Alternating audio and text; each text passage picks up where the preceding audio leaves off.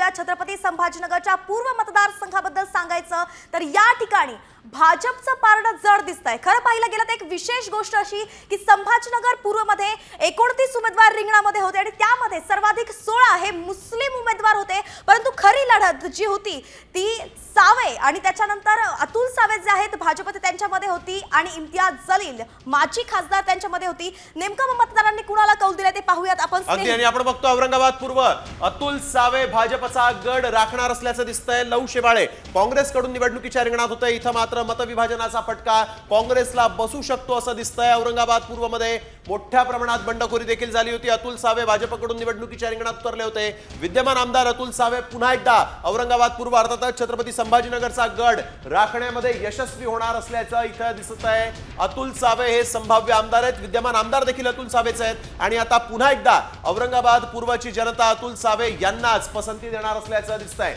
नेमकी यामागची कारणं काय आहेत जाणून घेण्यासाठी थेट जाऊया औरंगाबादला। आमचे प्रतिनिधी माधव सावरगावे आपल्यासोबत जोडले गेलेले आहेत। माधव, काय नेमकी कारण आहेत का पुन्हा एकदा जनता अतुल सावे यांना निवडतीये?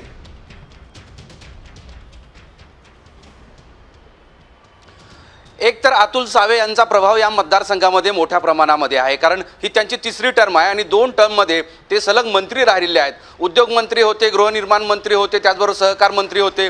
या काळामध्ये या मतदारसंघाचा विकास त्यांनी मोठ्या प्रमाणात केला आहे हे इथली जनता पाहते। सगळ्यात महत्त्वाचं म्हणजे छत्रपती संभाजीनगर शहरामध्ये आत्तापर्यंत गेल्या अनेक वर्षांपासून खान की बान असं राजकारण सुरू होतं आणि तेच खान की बानचं राजकारण या निवडणुकीमध्ये इतर मतदारसंघामध्ये दिसलं नसलं तरी विशेषतः पूर्वमध्ये ते दिसून आलेला आहे। हिंदू की मुसलमान असा जर डायरेक्ट इनडायरेक्ट अशा पद्धतीने प्रचार या 10-15 दिवसामध्ये झाला आणि त्यामुळे हिंदू आणि मुस्लिम या मतांची विभागणी झाली। एकट्टा मुस्लिम इम्तियाज जलील तर दुसरीकडे हिंदू मतदान हे अतुल सावे यांच्याकडे गेलंय असा कयास बांधला जातोय। प्रत्यक्षात आता सांगायचं म्हणलं तर अतुल सावे यांच्या समोर इम्तियाज जलील हे MIMचे उमेदवार तगडे उमेदवार म्हणून फाईट देत होते। आता तू सांगितला होता की काँग्रेसचे लहू शेवाळे हे या मतांचं विभाजन करणार किंवा काँग्रेसला तसा फटका बसणार। अर्थात इथे काँग्रेस कुठल्याच गणितात नाही। या निवडणुकीमध्ये या पूर्व मतदारसंघामध्ये काँग्रेसची कुठेही चर्चा नाही, कारण काँग्रेसने दुसऱ्यांदा म्हणजे सुरुवातीला